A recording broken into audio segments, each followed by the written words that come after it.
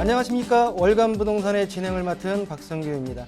자, 윤석열 정부 출범 이후 첫 부동산 관계 장관회의를 열고 대책을 발표했습니다. 자, 핵심은 임대차 보완과 분양가 상한제 개편인데요.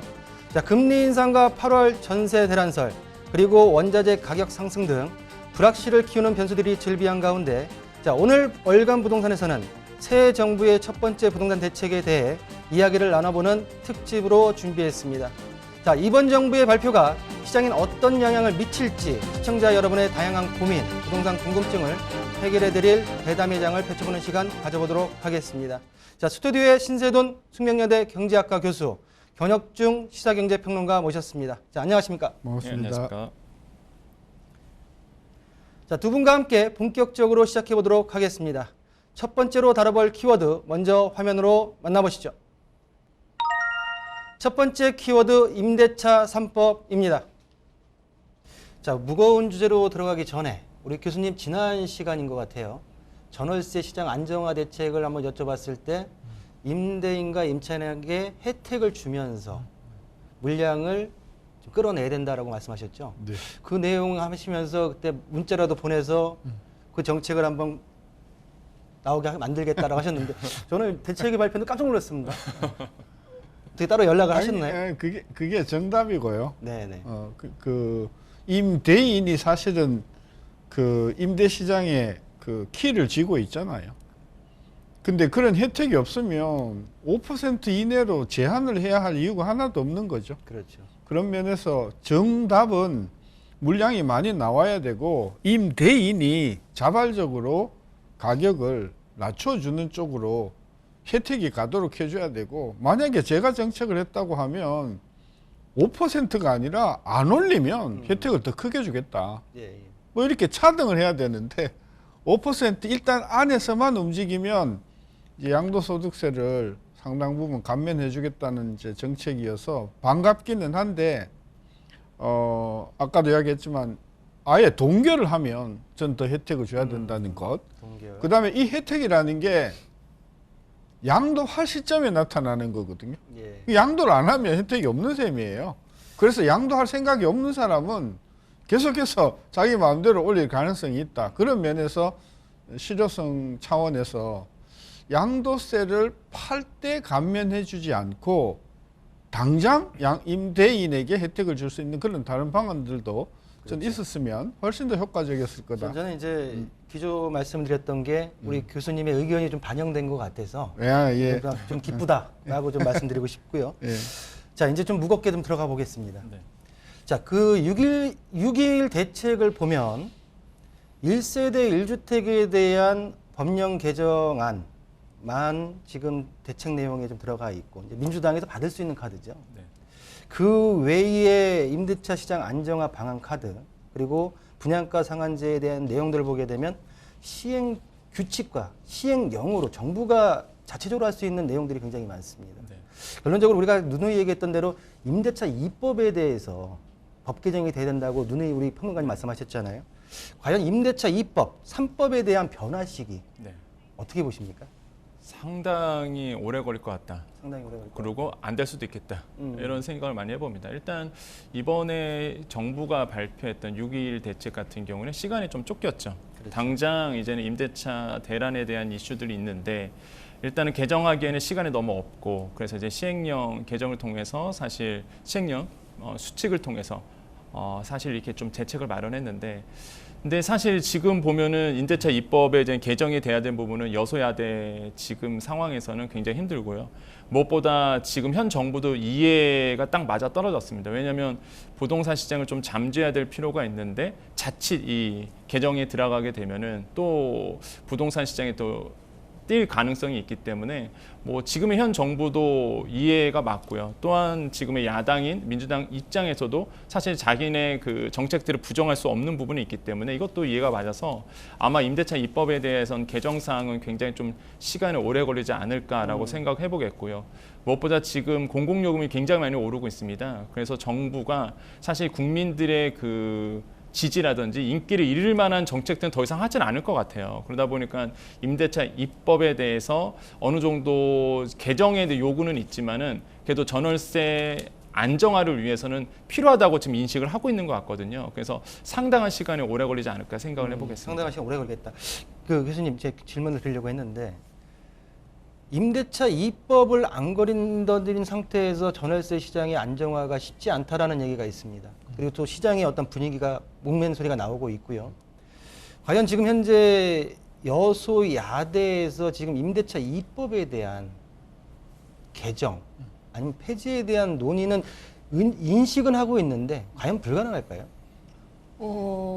일단은 국회의 의석 구조가 저러기 때문에 이게 이제 정치적인 이슈가 돼버린 거예요. 야당이든 여당이든 어느 게 표가 더 되는가 하는 관점에서 정책을 몰고 갈 거기 때문에 정치적으로 이 임대차 3법이 어떻게 개정이 될 건가 하는 거는 현 구조하에서는 즉 야당이 뭐 180석 가까이 장악하고 있는 상황에서는 아무리 여당이 야당의 어떤 그런 좀 좋아할 만한 정책을 내놓는다 하더라도 저는 법이 통과될 가능성이 저는 없다. 없다. 근데 나는 이 근본적으로 질문을 제가 제기하고 싶은 게 이거예요. 네.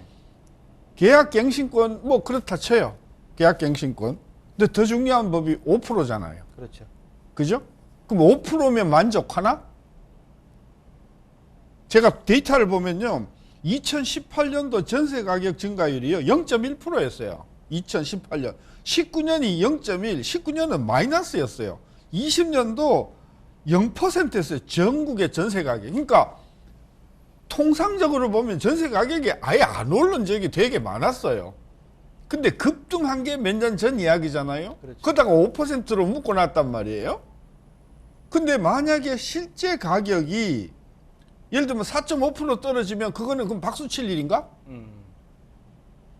통상적으로 전세 가격이 안 오르는 게 정상이란 말이에요.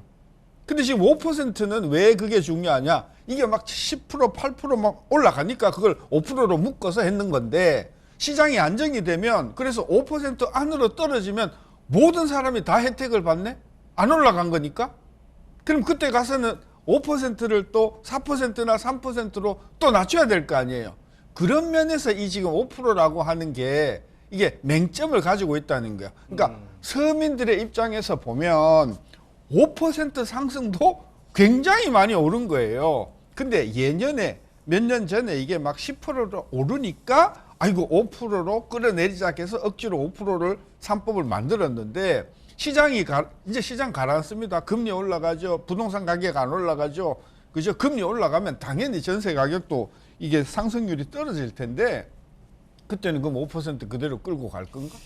저는 그렇죠. 그래서 5%이 문제에 대해서도 우리가 심각하게 좀 앞으로 낮춰가야 할 여지가 있다. 저는 그래 보는 거예요. 우리 교수님께서 전월세 상한제에 네. 대해서 어떤 상한 폭에 대해서 지금 말씀을 해주셨고요. 그렇죠. 자, 그러면 이제 본격적으로 한번 들어가 볼게요. 자, 6.1 대책 임대차 시장 안정화 방안이 나왔습니다. 네. 그 중에서 주목할 만한 네. 내용이 좀 어떤 게 있을까요? 저는 역시 뭐 상생 임대인 제도, 상생임대인. 뭐 빼놓을 수가 없겠다라고 볼 수가 있겠는데 일단 상생 임대인 개념이 금방 말씀하신 것처럼 임대 직전 대비 임대료를 5% 이내에 이제는 인상한 신규 또는 갱신 임대인을 우리가 상생 임대인이라고 이제 보통 얘기를 하죠. 인정 요건이 있었습니다. 이제 현행 같은 경우에는 이제는 9억 원 이하의 기준시가 9억 원 이하의 1세대 1주택자 임대 개시입니다. 임대 개시 때. 이게 조건이었는데 이거를 이제 다주택자들이 향후 1세대 1주택을 하겠다라고 계획이 있으신 분들에게도 이 상생 임대인 인정 요건을 부여했던 거죠. 그래서 시장에서는 뭐 다주택자들에게도 사실 이 상생 임대인이 될 수 있다라고 보지만은 뭐 후반에 말씀드리겠지만 아까 교수께서 말씀하셨는데요. 사실 이거는 향후 1세대 1주택이 돼야지만 사실 또 양도할 때 혜택을 보는 부분이겠죠. 혜택이 있었습니다. 그 기존 같은 경우에는 이제는 조정 지역 대상에서 조정 대상 지역에서 1세대 1주택자 양도세 비과세 특례가 있었죠. 이걸 2년인데 거기서 1년을 인정해 줬었는데 요거를 아예 그냥 2년 거주 면제로 해버린 거죠. 그다음에 장기보유 특별공제도 이것도 2년 면제를 해줬고 이게 이제는 바뀐 부분이고 가장 크게 바뀌었던 부분이 전 그런 것 같습니다. 원래 이게 한시적 조건이었거든요. 원래 이번 연도 말에 이제 끝나는 거였습니다. 2년 중에서 1년 인정해 주는 거. 근데 이번에 아예 면제가 되면서 이걸 더 2년을 더 연장해 줬거든요. 그래서 2024년 12월 말까지 인정해 줬기 때문에 이런 게 아마 상생임대 제도가 아마 가장 크게 이번에 눈에 들어왔던 변화된 어떤 제도지 않을까 생각을 해봅니다. 네. 자, 6.21 대책의 주된 내용에 대해 한번 짚어봤고요. 우리 교수님, 좀 전에 우리 전월세 상한제 말씀하셨고요. 그 내용 중에 또 그 입법 중에 계약갱신 청구권이 있습니다. 자, 전월세 상한제 다시 한번 여쭤보겠는데요. 현재 지금 기준금리가 1.75%까지 올랐습니다. 그리고 그 올 연말에는 2.25%까지 오른다는 지금 어떤 예측이 좀 있고요. 지금 전월세 상한제 5%로 묶어놓은 부분이 지금 기준금리가 올라가는 이 지금 시기에 과연 어떻게 지금 변화가 돼야 되고 어떻게 지금 전망이 되는지 한번 예측을 해주시죠. 그러니까 2년 동안 묶이면서 5%로 묶어야 되잖아요. 그렇죠. 그냥 단순 평균하면 연간 이자율로 따지면 연 2.5% 조금 안 될 거예요. 복리로 계산하면. 그러니까 임대를 놓는 사람은 임대료를 2.5%씩 2.5%씩 2년 해서 약 5% 올리는 제한으로 묶이는 셈이잖아요. 근데 시중금리가 만약에 이게 예를 들어서 4%, 5%, 6% 아직 뭐 4%까지 가지는 않았지만 예. 지금 3%는 나오고 있어. 1년 만기 정기예금이 3%니까 복리로 하면은 뭐 2년 동안에 6% 이상 나오는 거거든요. 이런 상황에서 임대를 놓는 사람은 임대료를 5%로 내려 묶는 그런 어떤 효과하고 시중금리가 높아지는 금리 저울질 하겠죠. 그렇죠. 시중금리가 올라가면 갈수록 이번의 조치의 효과가 떨어진다고 볼 수 있죠. 시중금리가 올라가면 묶여있기 때문에 나 양도소득세 혜택 안 보겠다 하고 계속 자기 마음대로 올릴 가능성이 있는 거죠. 그러니까 제가 지금 걱정이 되는 게 그 부분이거든요. 그렇죠. 자, 그러면 우리 그 평론가님, 네. 자, 상생임대인제도 지난 21년도 12월 달에 네. 시작을 해서 1년 정도의 거주 기간을 연장해 줬어요. 네. 이번에 이제 아예 면제를 해주겠다, 2년을. 그렇습니다. 자, 인센티브는 분명히 있어요. 네. 지금 그 교수님이 말씀하셨던 대로 네. 시중금리가 올라가는 상태에서 과연 8월 달에 지금 다다음 달에 올 8월 전세대랑 과연 막을 수 있겠습니까? 그러니까 이게 교수님의 말씀이 이렇게 팩트가 딱 있는 게 이게 중점이 뭐냐면 그거예요. 난 팔 생각 없어. 이런 분들한테는 전혀 동기 유발이 안 됩니다. 동기 유인이 안 돼요. 이게 사실 반반이거든요. 그러다 보니까 이게 상생 임대인 제도 하면은 많은 분들이 뭐 다주택자의 혜택이다라고 보는데 결론적으로 혜택을 받으려면 1세대 1주택이 돼야 됩니다. 그렇죠. 다 팔아야죠. 예, 다 팔아야 돼요. 일단은 팔고 나서 이제 혜택을 받는 거거든요. 그러다 보니까 이런 분들이 있어요. 내가 너무 고가 주택이 있는데 양도세가 너무 많이 나오는 거예요. 금방 교수님 말씀하신 것처럼. 그러면은 사실 그러면 이 유인 효과가 있겠죠. 그렇게 되면 이 상생 임대인이 돼서 양도소득세, 비과세 면제를 받는 게 낫겠다라고 판단이 되면은 동기 유발이 되겠는데 사실 나는 뭐 양도소득세 난 팔 생각이 지금 없다 그러면 상생 임대인 제도는 전혀 나에게 이득이 하나도 없는 거거든요. 그러다 보니까 이게 반반으로 시장에서는 나눠진다. 그래서 고가주택 양도소득세 많으신 분들한테는 동기 유발이 되지만 그렇지 않으신 분들에게는 전혀 유인이 되지 않다. 그러니까 똘똘한 한 채에 대한 니즈가 없으신 분들은 전혀 효과가 없어요. 그래서 지금 제가 봤을 때는 이거 가지고 뭐 8월 전세 대란에 대해서 뭐 언론에서는 얘기는 하지만은 실제 지금 뭐 부동산 사이트 가보셔서 전세 찾아보시면은 뭐 지금 2년 동안 32% 전국 아파트 전세 가격이 32% 올랐는데 지금 다 오른 가격으로 나와 있거든요. 그러니까 이게 2+1, 그러니까 2+2. 그래서 2년 동안 묶이신 분들에게는 엄청난 크게 오른 가격으로 신규 계약을 맺으셔야 됩니다. 그러니까 자꾸 시장을 지금 눈으로 보면은 뭐 전세가 좀 떨어졌다고 보는데 2+2, 그러니까 예전에 맺었었던 전세 계약 하신 분들한테는요, 지금 전세금은요 엄청나게 좀 올라간 상태예요. 그래서 뭐 전세 대란이 없다, 안 온다, 뭐 소폭 떨어졌다 이렇게 얘기를 하지만 사실 그렇지 않다 필드에서는. 그렇죠. 또 하나는 네, 교수님 말씀하시죠. 지금 주택을 가지고 있는 분들이 제일 궁금한 게 뭐냐 하면 양도소득세와 취득세와 재산세가 내후년에 있을 국회의원 선거에서 권력 구도가 바뀌면 대폭적으로 바뀔 수가 있다는 가능성을 믿고 있는 거예요. 그러니까 지금 양도소득세가 뭐 다주택자 뭐 중과하고 뭐 해도 국회의원이 바뀌고 법이 바뀌어서 그 법이 전부 무효가 되면 나는 세금을 상당히 안 낼 수 있다. 이런 분위기가 있기 때문에 지금 조치가 아무리 나와도 시장에서 아니야, 난 기다릴 거야. 내후년에 있을 국회의원 선거에서 다시 지금 그 여당이 다수당이 되면 법을 싹 뜯어 고칠 거야. 그렇게 되면 양도소득세도 내려가고 취득세도 내려가고 재산세도 내려갈 거면 이것 때문에 내가 5% 안에서 내가 올려야 될 이유가 없다. 이렇게 생각하는 사람이 저는 많을 거라고 보기 때문에 그렇죠. 지금 이 효과가 상당히 부분적으로는 효과가 있을지 몰라도 좀 길게 볼 수 있는 여유가 있는 주택 소유자에게는 난 기다릴 거야.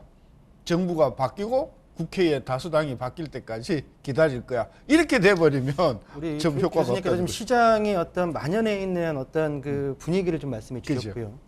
자, 제가 이번에 그 6.21 대책을 발표하고 나서 참 전 정부와 좀 틀린 점을 좀 발견을 했습니다. 네. 내용은 아니고요. 내용은 뭐 말씀하신 그런 내용들이고, 보통 전 정부와 지금 현 정부에 있어서 주된 발표가 나고 나서 분명히 거기에 대해서 물음표를 그리는 내용들이 있습니다. 또 각자의 어떤 내용들이 상황이 틀리다 보니까. 근데 보완 대책이 굉장히 빨리 나왔어요. 거의 21일 날 발표가 나고 나서 3일 만에 보완 대책이 나왔습니다. 그 내용에 보면 어떤 내용이 있냐면, 교수님, 네. 지금 이 상생 임대인 제도에 대해서 현재 임대사업자, 예. 발표 났을 때는 임대사업자 내용이 없었어요. 근데 보완 대책에서는 임대사업자에게도 그대로 혜택을 주겠다고 했습니다. 그 내용에 대해서는 임대사업자까지 이 내용에 대해서 혜택을 준다는 것까지는 어떻게 생각하십니까? 일단은 그 의도는 분명한 거죠. 왜냐하면 임대사업자의 물량이 굉장히 많단 말이에요.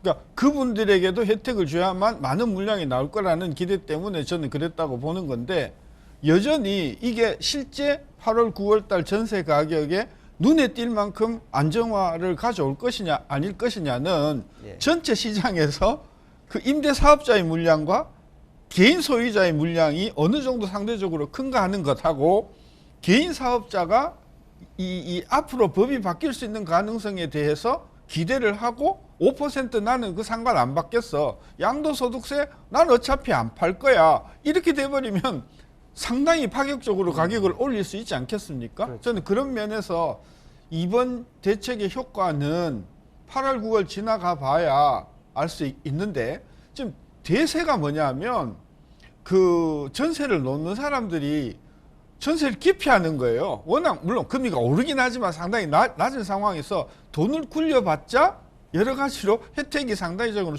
다 이게 월세로 바뀐단 말이지, 그렇죠? 그 월세에 대해서는 이게 전세가 이게 해당이 안 되잖아요. 그렇죠. 저는 그런 부분에서 월세 대책에 대한 그 내용이 없다는 것도 이번 대책의 굉장한 핸디캡 중에 하나라고 핸디캡 보는 중에 거죠. 하나다. 네.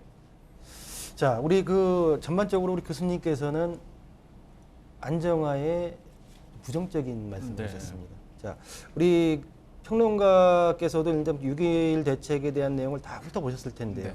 과연 본 내용을 가지고 봤을 때 네.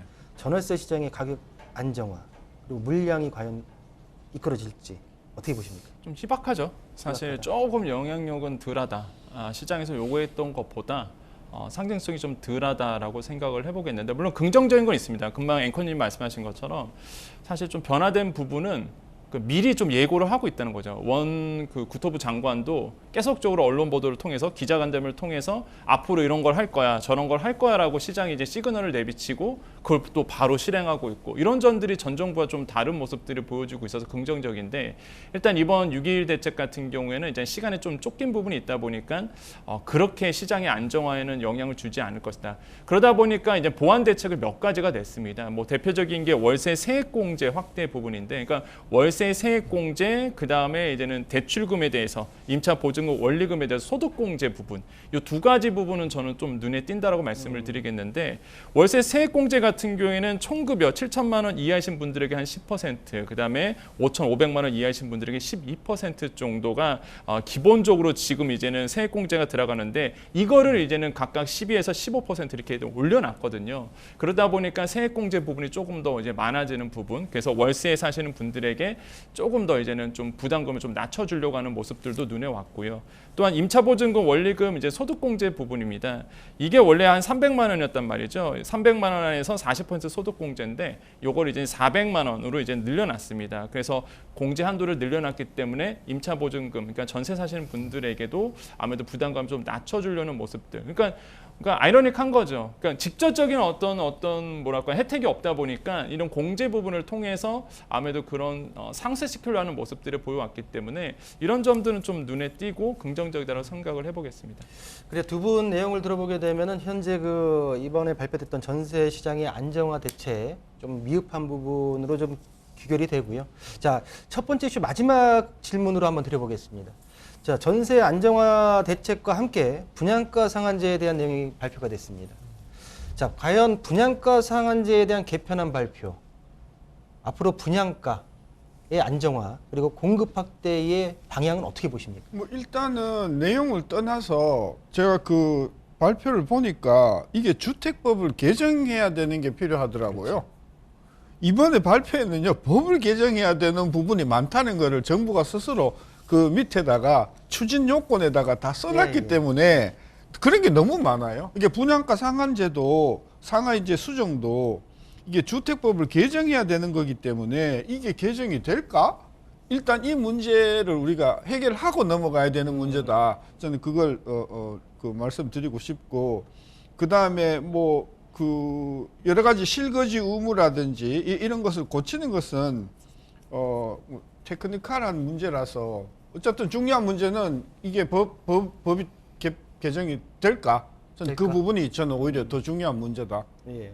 자, 우리 평론가님께 동일한 질문 드리겠습니다. 네, 저는 없는 것보다는 낫다. 없는 것보다 사실 개편하기 전보다는 낫다라고 좀 생각을 해보는데, 대표적인 게 사실 분양가 이제 책정을 했을 때 이제 가산비로 예를 들어서 뭐 이주비라든지 아니면 영업 손실비라든지 이런 것들을 이제는 가산비로 인정해 주는 부분, 현실적이잖아요, 사실 이게 더. 그다음에 또 한 가지가 이제 원자재 가격에 대해서 바로 상승분을 반영시켜 주겠다는 부분. 이런 것도 이제 눈에 띄고요. 특히 이제 검증위원회, 외부 검증위원회, 그러니까 외부 검증위원을 이제 위촉을 해서 외부에서 좀 평가할 수 있도록 이런 부분도 이제 눈에 띄는데, 그다음에 또 한 가지가 이런 겁니다. 주택도시보증공사에서 이제는 심사를 받을 때 특히 이 인근시세 산정 기준 개선이 됐잖아요. 그러니까 사실 그전에는 20년짜리 아파트를 가지고 이제 책정하다 보니까 구축 아파트 가지고 평균 시세를 계산하다 보니까 사실 조합원들 입장에서는 손해였거든요. 이걸 이제는 현행대로 좀 현실성 있게 10년 이내 아파트 이런 것들을 이제는 기준 아파트로 같이 비교해 보겠다라는 것도, 그러니까 없는 것보다는 나은 것 같아요, 차라리. 그래서 되게 현실적으로 좀 개편이 됐다라는 게 좀 고무적이고, 물론 조금 비판은 있습니다. 그러니까 이 가산비만 좀 건드렸잖아요. 그러니까 택지비가 사실 분양가의 거의 70% 이상인데 택지비는 전혀 안 건드리지 못했거든요. 그래서 이런 거에 좀 비판이 있지만 그래도 안 하는 것보다는 낫다라고 좀 생각을 해보겠습니다. 그래요. 일단 분양가 상한제에 대해서는 다음 키워드 둔촌주공 파행 사태에 대해서는 심도 있게 나눠보기로 하고요. 자, 첫 번째 이슈로 임대차 시장 안정화 방안에 대해서 살펴봤습니다. 자, 이어서 월간 부동산 6.21 대책 특집 두 번째 키워드 화면으로 만나보시겠습니다. 두 번째 키워드 둔촌주공입니다. 자, 현재 평론가님, 네. 그 수도권에서 네. 가장 큰 정비 사업 중에 가장 큰 대여가 둔촌주공입니다. 네, 현재 지금 근데 굉장한 파행, 잡음이 많이 나고 있죠. 맞습니다. 중요한 내용, 핵심 내용이 뭡니까? 일단 사실 둔촌주공 보면은요, 재건축을 본다 그러면 이게 복합적이에요. 지금의 부동산의 그냥 현 주소를 그냥 다 보여준다. 뭐 대표적인 조합과 건설 간의 이제는 권리 다툼이겠죠. 이 이해관계는 예전부터 항상 재건축 단지는 이런 부분이 있었거든요. 그래서 조합과 시공사 간의 이해관계도 맞물려 있고, 두 번째로는 이제 원자재값 상승에 대한 부분도 이 현실에 다 녹여져 있습니다. 이번에 문제. 세 번째가 정부의 과도한 분양가 규제가 결국에는 이제 원인이 됐다라고 볼 수가 있겠는데, 규제를 하다 보니까 분양가 상한제 계속적으로 규제를 하다 보니까 사실 이게 올리지를 못하잖아요. 그럼 이거 가지고 이제 시작이 된 거예요, 사실. 원자재 가격이 상승되는데 이거 올리지 못하니까 조합원들은 불만의 목소리가 나올 수밖에 없고, 이거 가지고 또 불만의 목소리가 나오니까 또 건설사와 또 트러블이 생길 수밖에 없었고, 그래서 지금 이런 문제들이 복합적으로 일어났는데, 뭔가 시간 타임별로 좀 본다 그러면 일단은 문제의 핵심은 2020년 6월로 갑니다. 그때 이제 공사비 증액 계약 체결을 하는데 한 5,586억 원에 이제는 증액을 하자라고 해서 조합과 이제 시공사 간에, 건설사 간에 이제 계약을 맺게 되는데, 이때 갑자기 8월 달에 조합의 그 집행부가 바뀝니다. 그래서 새로운 집행부가 그 계약 무효야. 이건 말도 안 돼. 이러면서 이제 계약을 뒤집어 엎어버리거든요. 그러니까 당연히 이제 건설사들, 시공사 입장에서는 야, 그러면 이거는 난 못해. 그러면서 2020년 3월에 4월 15일 공사 중단 통보를 했습니다. 그래서 이거를 이제 지켜보고 있다가 결국에는 이제 타워 크레인까지 이제는 철거하는 이런 사태까지 오게 되고, 근데 조합원들이 이제 봤을 때 가장 큰 문제가 최근에 있었죠. 바로 이제 대주단에서 사업비 대출에 대해서 연장을 불가 통보를 했습니다. 조합원들에겐 불이 떨어지면서 지금 이 상태에서 지금까지 오고 있거든요. 그래서 결국에는 이게 시공사와 그다음에 조합원들 간의 이해관계가 맞물려서 지금의 사태가 왔고, 지금의 상태는 이제는 대출 연장 불가 통보가 왔기 때문에 조합원들 입장에서는 당장 이 대출금을 해결해야 되는 문제를 코앞을 앞두고 있다. 만약에 현금 청산 당하면 말 그대로 사례가 있었잖아요. 그래서 현금 청산 당하지 않으려면 이 대주단의 이런 또 대출금에 대해서 상한이 좀 필요한 부분이 있는데, 그러다 보니까 지금 시장에서는 조만간 빨리 풀려야 된다는 목소리가 그래서 나오고 있습니다.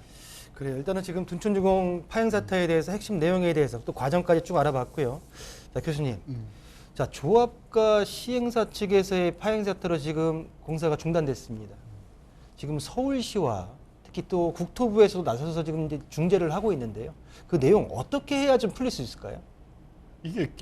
이게 너무 많은 문제가 좀 꼬여 있는 것 같아요. 근데 아까 우리 이제 그 권 전문가님께서 말씀 안 하신 부분이 뭐냐면, 조합원 내에서의 의견도 저는 일치 안 한다고 봐요. 그러니까 조합의 집행부하고 그다음에 일반 조합원의 생각이 다른 거예요. 그렇기 때문에 제가 그 관련 기사를 읽어보면 조합의 집행부가 바뀌면서 굉장히 그 강경 노선으로 가면서 모든 문제를 더 복잡하게 만든 그런 부분이 있더라고요, 보니까. 따라서 이게 뭐 1, 2세대가 아니고 수백, 수천 세대가 조합을 구성해서 이렇게 이런 사업을 끌고 가게 되면, 첫째, 조합 내에서 의견 일치가 되기가 매우 어려운 부분이 있다. 그걸 이제 하나 이야기하고 싶고, 그 다음에 이 지금 상황이 그 원자재 가격이 너무 오르니까 이 원자재 가격 상승에 따르는 시행사의 입장하고 그 다음에 그 조합 구성원들의 의견이 다를 수밖에 없죠. 그러니까 이 분쟁은 결국은 정부가 원만하게 해결해 줘야 되는 그런 부분 아니겠어요? 저는 그런 면에서 이번 둔촌 사태를 해결하는 굉장히 중요한 역할은 저는 정부 쪽에 있다. 정부 쪽에 있다. 네.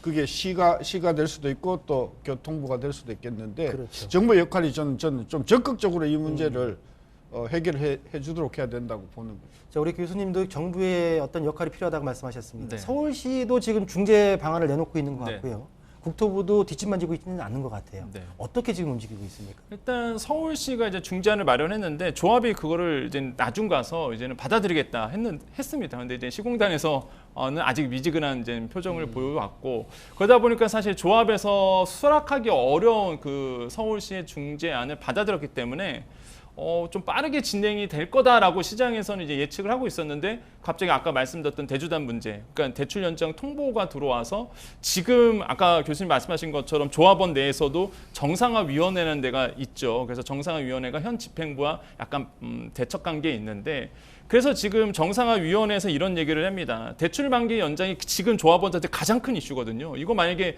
못 막으면은 조합원당 1억 원씩 내야 됩니다. 더 추가 충당금을 내야 되거든요. 그러다 보니까 당장 돈 못 번하신 분들은 현금 청산당하고 그럼 내 권리 다 뺏기니까 이 발등에 불 떨어졌거든요. 그래서 지금 새로운 그 정상화위원회 같은 경우는 대출 만기 조정을 해보겠고 만약에 안 된다 하더라도 이제는 시공단에서 구상권 청구하는 것을 최대한 막아보겠다라는 거를 가지고 조합원들을 설득하고 있어서 지금 굉장히 그 완력 다툼, 권력 다툼이 굉장히 심한 쪽으로 되고 있습니다. 그래서 결국에는 교수님 말씀한 것처럼 서울시라든지 이제 정부가 중지안을 마련해서 제가 봤을 땐 조합원 안에서 뭔가 질서가 해결이 돼야지 이거 시공단에서 받을 수 있거든요. 그래서 일단은 그 서울시나 아니면 뭐 국토부가 설득해야 될 것은 사실 조합원과 시공단의 문제가 아니라 조합원 내에서의 문제라고 저는 조합원 보거든요. 내에서의 문제다. 네, 그래서 이거를 빨리 해결해 줘야 된다라고 생각을 해봅니다. 자, 핵심을 보게 되게 되면 이제 시공 시공사 측에서 일단은 건축비에 대한 상향을 얘기했죠. 어쩌면 거기에 맞물려서 6.21 대책의 분양가 상한제에 대한 개정안, 뭐 주택법이 통과해야 되지만 그렇다고 하게 되면 한 4, 5% 정도는 지금 공사비를 올릴 수 있는 여건은 된다고 보여집니다. 과연 이 개편안 둔촌주공의 재건축을 다시 재개할 수 있는 역할, 마중물이 과연 될까요? 저는 결과적으로는 된다고 봐요. 결과적으로는 된다고 보고 정부의 역할이 좀 더 적극적이어야 된다. 예를 들면 그 채권은행단이 돈을 빌려준 은행단이 법에 근거해서 강제로 행사를 하는 것들은 정부가 막아줘야 되겠죠. 그러니까 그런 세태가 되지 않도록 뭐 국토교통부가 됐든 서울시가 그 부담에 대해서는 정부가 보증을 할 테니까 강제 집행을 하지 마라 이렇게 해주고 그 다음에 시공사의 입장에서는 그동안에 원가 올라가는 부분이 분명히 수치상으로 나타나니 그 부분은 저는 조합원들이 수용을 하고 그래서 정부가 역할을 잘하면 전 이 문제는 분명히 해결은 될 거라고 보는데 그걸 하기 위해서는 시행사도 그렇고 그다음 시공사도 그렇고 조합원 개개인도 어느 정도 한두 발씩 전부 양보를 해야만 저는 이 문제를 풀릴 것이고 절대로 저는 이 문제가 파국으로 가지는 않을 것이라고 봐서 저는 긍정적으로 예 봅니다. 나중에 그 조합원의 어떤 견해 차이도 막다른 골목에 다다르게 되면 저는 조합원들도 의견 일치를 볼 거라고 보기 때문에 역할은 정부가 피해를 최소화하면서 금융기관 그리고 시공사 그리고 조합원의 원만한 저는 타협을 이루어낼 거라고 보기 때문에 저는 낙관하는 편입니다. 낙관하는 편. 자, 분양가 상한제 개정안과 네. 더해서 좀 적극적인 개입이 필요하다라고 말씀하셨고요. 자, 분양가 상한제 개편 지금 동일한 질문 드리겠습니다. 네네. 과연 둔촌주공에 얼마만큼의 어떤 영향을 미칠까요? 일단 뭐 긍정적입니다. 사실 이번 분상제 개편을 통해서 본다 그러면 아까도 말씀드렸던 이제 외부 전문가 평가 의견을 반영하겠다라고 이번에 나왔는데 이게 왜 중요하냐면 사실 둔촌주공 같은 경우에는 평당 3,700만 원 정도 이제는 예상을 했단 말이에요. 그러면 이번에 이제는 외부 전문가가 와서 택지비를 다시 계산해 보면 더 올라갈 수도 있습니다. 사실 그렇게 되면은 조합원들 입장에선 더 유리하게 좀 바뀔 수가 있겠죠. 그래서 이런 부분도 사실 조금 표준지 오류를 좀 잡아낼 수 있는 부분도 있겠고 또 한 가지 원자재값 상승을 이제 바로 이제 반영하기로 했습니다. 그렇게 된다 그러면 아무래도 이제는 요번에 한 74만 원 정도 이제 오르게 된다 그러면 전용 한 84제곱미터로 보면 분양가가 한 2,500만 원 정도 오르게 되거든요. 그렇게 된다 그러면 분양가가 이제는 물론 일반 분양자 입장에서는 사실 뭐 좋은 건 아니겠지만 그래도 일단 시행을 하고 추진하는 입장에서는 사실 이렇게 분양가가 올라주면은 사실 나쁘진 않거든요. 그러다 보니까 유인 효과는 이번에 그 분상제 개편을 통해서 일어날 것이다라고 보고 있습니다. 자, 둔촌주공 파행 상태에서 지금 대본에 없는 질문입니다. 네네. 대본에 없는 질문 하나 드릴게요. 우리 좀 전에 우리 그 평론가도 얘기했지만 지금 조합원 입장에서 네. 또 이 사업의 시행자 입장에서 이제 모든 얘기를 했었고요.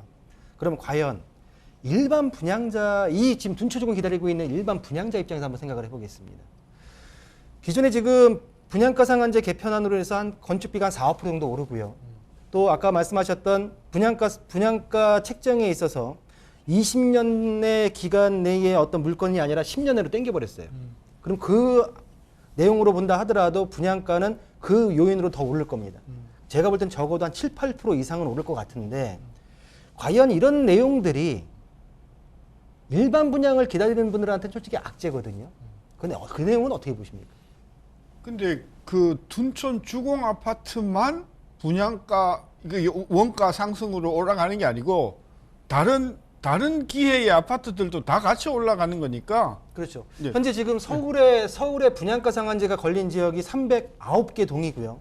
그리고 경기도권 같은 게 13개 동, 과천, 광명 뭐 하나 해가지고 13개 동인데 19개 동과 13개 동 이 모든 지역의 분양가 상한제는 7, 8% 정도가 올라가야 된다는 얘기거든요. 결론적으로. 그게 과연 서민들을 위한 정책인가? 과연 뭐 양날의 칼날이에요.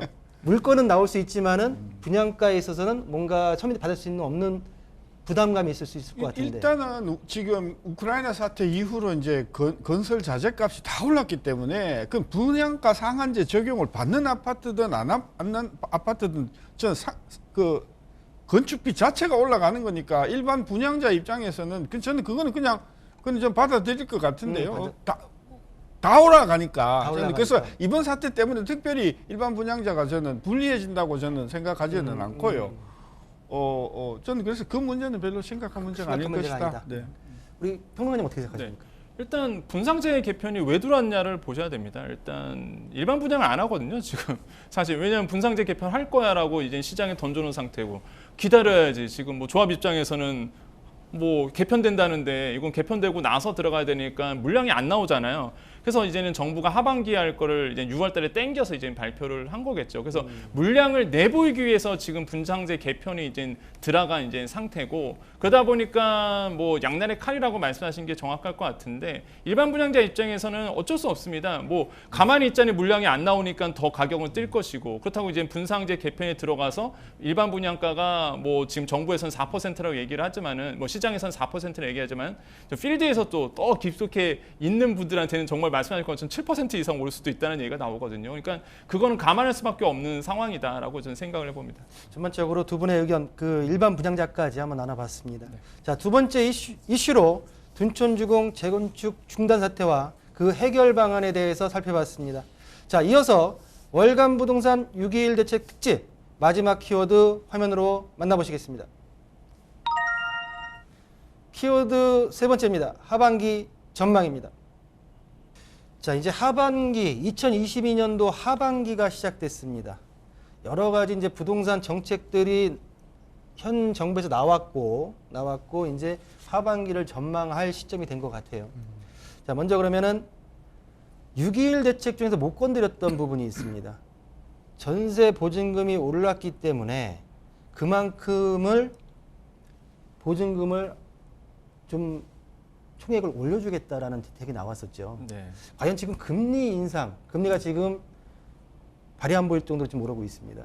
이 시기에 과연 괜찮을지 네.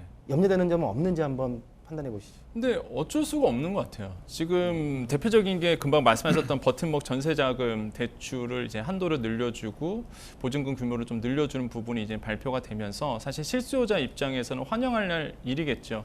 하지만 지금 그 금리 인상기다 보니까 사실 시중에서 돈 구하기가 굉장히 어려운 부분이 있습니다. 특히 실수요자 중심으로 은행 가도 사실 워낙 금리가 전세 대출이 올랐기 때문에 지금 월세화가 굉장히 지속되고 있잖아요. 그 정도로 전세자금 대출의 시중금리가 많이 오른 상태다 보니까 정부가 이제 어쩔 수 없이 이번에 전세대출 지원 확대해서 버팀목 전세자금 대출에 대한 개편안을 내놨는데 실제 수도권 같은 경우에는 보증금 이제 4억 5천만 원 이내에서 대출 한도가 1억 8천까지 오르게 됩니다. 기존이 보증금 3억에 대출 한도 1억 2천이었거든요. 그러니까 이거를 이제는 더 늘려줘서 실수요자 중심으로 전세 대출을 조금 저리로 봐줄 수 있도록 이제 만들어줬다는 부분은 뭐 고육지책이다. 어쩔 수 없는 상황에서 이거를 좀 풀어줬다라고 생각을 해보겠습니다. 그래요. 지금 그 보증금에 대한 어떤 고육지책에 대한 내용이었다라고 말씀하셨는데 우리 교수님께서는 일단 그쪽 이제 금리 쪽, 금융 쪽의 전문가시다 보니까 과연 지금 올해 금리 얼마나 오를 것 같습니까? 지금 현재 기준금리가 1.75거든요. 네. 안 올라도 1%포인트는 더 오른다고 보는 거죠. 그럼 2.75. 2.75. 최저로 올려도 4번 동안 앞으로 4번 회의가 있는데 0.25, 0.2 4번에서 1%포인트. 그게 미니멈이에요. 그러니까 시장에서는 아마도 3%까지는 갈 거라고 보는데 그렇다고 하면 기준금리가 1% 올랐을 때 대출금리는 한 2%포인트 이상 오른다고 봐야 되거든요. 그 이상 오르죠. 그렇죠. 예, 그 이상. 그렇다고 하면 또 신용도가 낮고 담보력이 낮은 사람의 경우에는 시장 가상금리 하면 더 많이 오른다고 보는 거죠. 그러면 주담대가 몰라요. 8%야 뭐 안 되겠지만 저는 6, 7%는 저는 충분히 된다. 그러면 6, 7%만 해도 1억이면은 600, 700 아니에요? 거기다 지금 이번에 늦어준 게 대출 한도가 뭐 거의 6천, 보증금 같은 경우에 이제 그 수도권에서 3억에서 4억 5천 이렇게 올랐는데 금리 부담이 굉장히 커질 것 같아요. 근데 아까 난 이게 질문이 딱 그거예요. 근데 이런 질문이 생긴 거예요. 전세금을 5% 내로 올려라 라고 해서 5% 내로 올리잖아요. 그럼 난 예를 들어서 전세를 3억에 줬다 그러면 5% 내로 내가 상생 임대인이 되기 위해서 5%를 하면은 그러니까 대출 보증금이 그렇게 많이 늘어날 이유가 없다는 거죠. 그렇죠. 그렇죠. 그럼 이게 있으나 마나한 혜택 아니에요. 결론적으로 그러면은 이 혜택에 있어서는 이 혜택은 누구한테 해당되냐? 안 나는 상생 임대인 안 할 하겠다라고 거야. 하는 사람한테만 가는 거니까 이게 서로 지금 이게 맞물리지를 못하는 거예요. 상생 임대인이 많을수록 이건 있으나 마나한 혜택이 되는 거 아니에요? 왜냐하면 예를 들어서 모든 사람이 다 난 상생 임대인 이 혜택을 받을 거야 해서 5% 내로 전세 보증금을 한도를 올리면 이거 지금 50% 올리는 거거든요. 보증금과 대출 한도가 해당이 없는 상황이죠.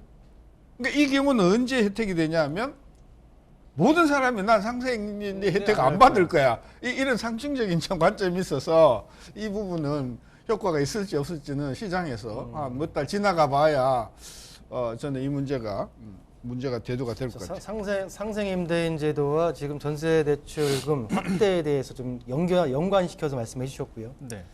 자, 금리가 우리 교수님 같은 경우에는 올 하반기까지 1% 더해서 2.75%까지 오른다 네. 예상을 하셨습니다. 네. 자, 2020년도, 21년도에 속칭 영끌을 해서 네. 지금 소유했던 분들도 있고요. 영끌이 옛말이 됐어요. 네. 향후 지금 대출금리 같은 경우에 적어도 6%에서 많게는 8%까지 올라갈 가능성이 있습니다. 네. 시장 분위기 좀 어떻습니까? 굉장히 안 좋죠. 지금 뭐 영끌하신 분들 특히 영끌하면은 이제 딱 떠오르는 게 청년 세대들입니다. 그렇죠. 그래서 이제 청년 세대들 중심으로 이제는 영끌하셨던 분들에게는 금리가 지금 생각보다 너무 빠르게 오르고 있고 특히 미국의 자이언트 스텝이 나온 이후에 우리나라의 이제 금리도 쫓아가야 되기 때문에 계속적으로 급하게 이제 오를 수밖에 없는 상황에서 영끌로 이제 투자하신 분들 특히 부동산의 주담대를 많이 받아서 하신 분들에게는 굉장히 좀 부담스러운 상황으로 가고 있다라고 생각을 해보겠습니다. 아마 그래서 시장에서 이런 얘기를 해요. 현금 부자가 또 역시나 승자다. 현금 부자. 예, 왜냐면 금매물 나오거든요. 이럴 때는 격수에는 못 버티신 분들은 금매물이 나올 때 그것을 이제 살 수 있는 현금으로 빚 없이 대출 레버리지 없이 살 수 있는 분들이 결국에는 또 승자가 될 것이다라는 이제 시장의 일각의 목소리가 계속 나오고 있고요. 그래서 정부가 이제는 그런 얘기를 합니다. 그럼 실수요자를 또 보호해야 되잖아요. 그래서 이번에 또 대책에 나왔던 게 바로 체증식 상환 활성화 부분입니다. 그러니까 뭐냐면은 이제 원리금 균등 상환이 아니라 체증식 상환으로 하면은 아무래도 사회 초년생들, 청년 세대 같은 경우는 초기 부담금이 좀 줄어들잖아요.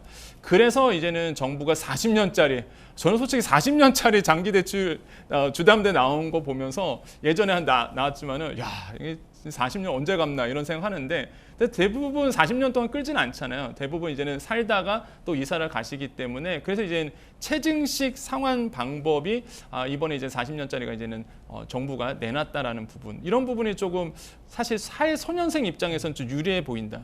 실제 시뮬레이션을 돌려보도요. 부부소득 연 3천만 원의 39세 이하의 근로소득자 보금자리론 DTI 60% 받고 신용대출 5천만 원 있으신 분들 40년 만기 보금자리 이게 체증식으로 간다 그러면 원리금 균등 상황보다 1,500만 원 정도 10년 안으로 계산한 겁니다. 10년 안으로 본다 그러면 1,500만 원 정도 세이브할 수가 있고요. 담보도 더 늘어납니다. 2,900만 원 더 받을 수 있기 때문에 그래서 정부가 아마 이런 체증식 상환을 좀 활성화하겠다로 나와서 아마 사회 초년생이신 분들은 이 대출금 감능 얻은 원리금 균등 상황도 알아보시고 그 다음에 이제 체증식 상환 방법도 알아보셔서 본인에게 좀 유리한 방법을 선택해 주시는 게 굉장히 좋겠다는 말씀을 드립니다.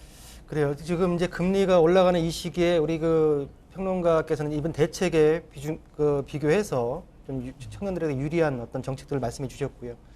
자, 교수님. 미국의 금리를 올리면서 금융권 수장이 집을 사지 마라. 앞으로 그랬습니다. 아직 우리 한국에서는 그런 말은 아직 없죠. 없는데 그럼 지금 우리 그 평론가도 얘기했지만은 내 집 마련을 하기 위한 이 금리가 올라가는 시기에 어떤 지원책을 정부 차원에서 좀 만들어 줘야지 좀 서민들이 손쉽게 좀 들어갈 수 있을까요? 일단 제가 판단하기에는 아니 뭐 한국의 모든 집이 다 그런 것은 아니지만 평균적으로 봤을 때 집값이 과도하게 비싸다. 가격이 조금 안정화가 돼야 된다. 근데 이게 가격 예를 들어서 제가 판단하기에 4억이 정상인데 지금 6억이다.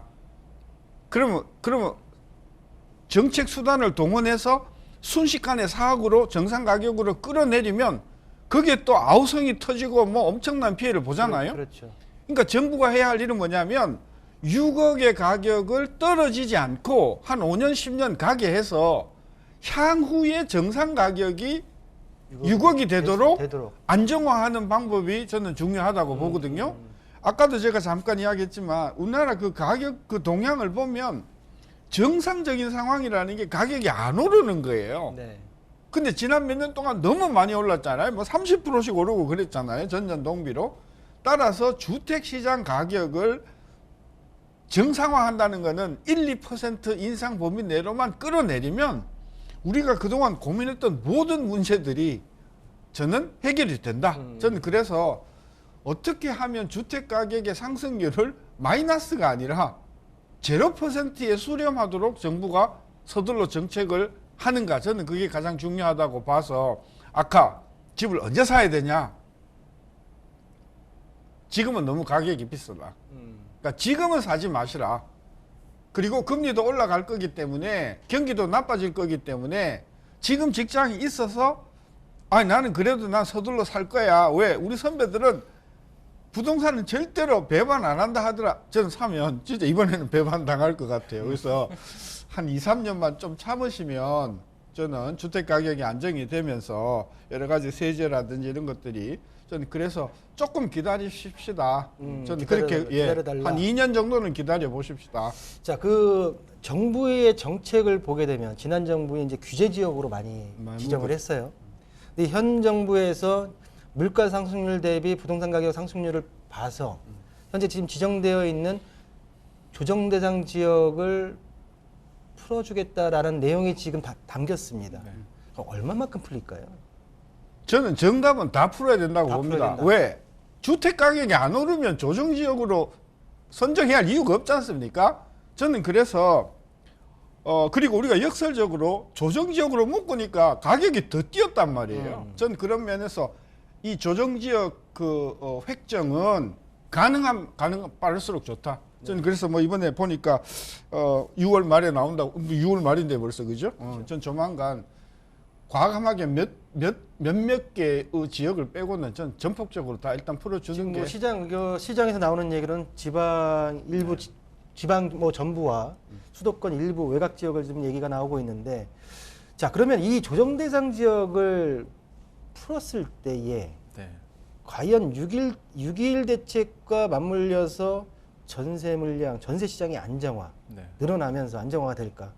현재 지금 가격 전반적으로 수도권까지 가격 하향세를 지금 겪고 있는 이 중에서 네. 과연 지금 조정 대상 지역을 풀었을 때 역으로 지금 반등할 수 있는 어떤 우려점은 없을까? 어떻게 보십니까? 그러니까 지방에서는 좀 난리거든요. 지방에서는 뭐 대구 지역 같은 경우는 미분양 사태가 너무 많이 일어나니까 지방에서는 이제 조정 대상 지역을 좀 풀어달라라고 얘기가 나오고 있죠. 현재 이제 투기과열지구가 49곳이고요. 그 다음에 조정 대상 지역이 112곳 정도가 됩니다. 근데 이것에 대해서 지금 시장에서는 이제 정부가 풀어주기로 했으니까 그래서 아마 금방 말씀하신 것처럼 특히 대구 같은 지역, 그러니까 지방 부동산 중심으로 조정 대상 지역에 어느 정도 이제 풀릴 가능성, 규제가 좀 풀릴 가능성은 있다. 하지만 시장에서 예상하는 것처럼 서울 지역에서 풀기에는 좀 어려운 부분이 정부가 아까도 말씀드렸지만은 자칫 잘못 풀게 되면 또 부동산 가격이 폭등할 거라고 정부는 인식하고 있기 때문에 이것은 아마 현실적으로 봤을 때 서울 내에서는 풀기는 좀 어렵지 않을까 이제 예상은 하고 있습니다. 근데 이번에 이제는 저는 뭐 조정 대상 지역에 대해서 정부가 이제 거론한 부분은 굉장히 긍정적이다. 이것을 해제하기로 한 부분도 굉장히 긍정적이고 또 한 가지 이번에 이제 정책에서 나왔었을 때에 소비자들은 아니면 시장의 참여자들은 잘 모를 수 있는데 정말 환영한 소식들은 많았거든요. 그러니까 미시적으로 뜯어보면은 예를 들어서 규제지역 주담대 처분 전입 의무 완화 부분입니다. 그전까지 주담대 받으면 6개월 안에 무조건 이걸 가야 되는데 이거를 2년으로 풀어줬단 말이에요. 예, 그래서 저는 이것도 굉장히 완화 실수요자 입장에서 이것만큼 좋은 게 없거든요. 그래서 2년 동안 완화 내가 이제 들어가지 않아도 되다 보니까 내가 살고 있는 그 전입자들도 내보낼 필요도 없어요. 그렇게 되면. 그래서 이런 것도 조금 현실적으로 좀 바뀌었다고 볼 수 있겠고 그리고 또 눈에 띄는 게 비고가주택 보유자에 대한 전세대출 연장에서 허용하는 부분. 그러니까 이런 겁니다. 나는 이제 일주택자인데 내 집을 전세 주고 나도 전세를 가는 거예요. 근데 전세 줄 때는 이제는 고가 아파트가 아니라서 전세 대출을 받았는데 근데 내가 살다 보니까 내 주택이 고가 주택이 된 거예요. 그럼 나는 계속 딴 데서 전세 살고 싶은데 대출이 그동안에는 고가주택이 되니까 내가 전세주택 받은 게 연장이 안 되는 겁니다. 그럼 어쩔 수 없이 나도 전세 나와야 되고 내가 전세 줬던데 내가 들어가야 되거든요. 서로 밀어내기가 됐었거든요. 그동안. 그러다 보니까 전세 시장이 좀 불안해졌었죠. 근데 이거를 이제는 연장을 허용해 줬습니다. 내가 고가주택이 이제는 됐더라도 내가 전세 대출을 계속 연장할 수 있도록 이런 것도 허용해 줬거든요.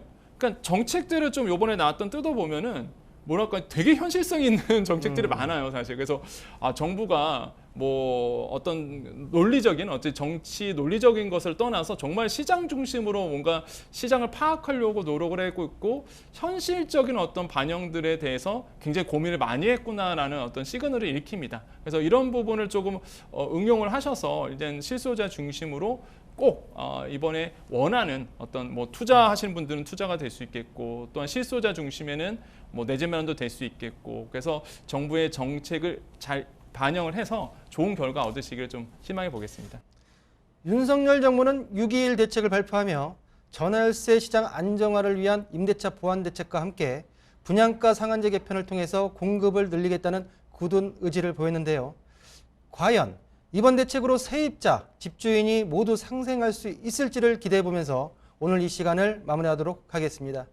저희 프로그램은 토마토 집동 홈페이지에서도 무료로 다시 보기 하실 수 있습니다. 시청자 의견도 남길 수 있으니 많은 의견 남겨주시길 바라겠습니다. 저희는 다음 이 시간에 새로운 부동산 소식으로 찾아오겠습니다. 시청해주신 여러분 감사합니다.